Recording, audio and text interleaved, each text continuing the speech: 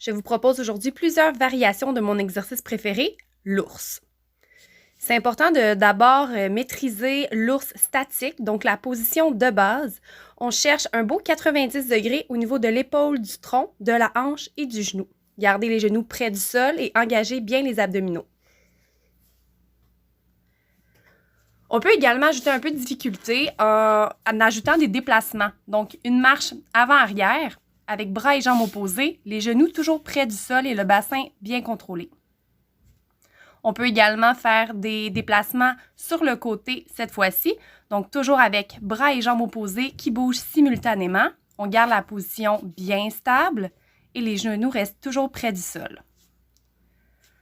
L'ours à planche est un bon exercice pour travailler vraiment la stabilité au niveau du bassin et du tronc. Donc, faites le mouvement lentement afin de bien le contrôler.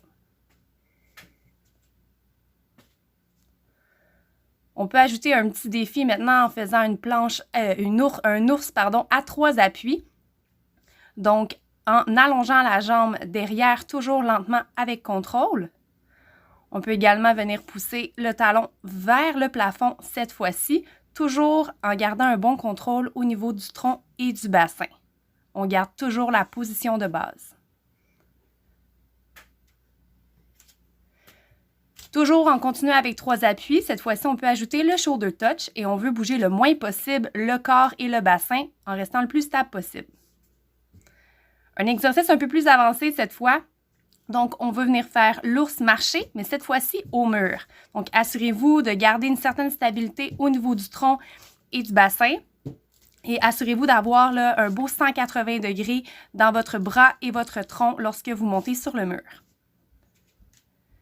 Un exercice très avancé, donc le bird dog en position de l'ours.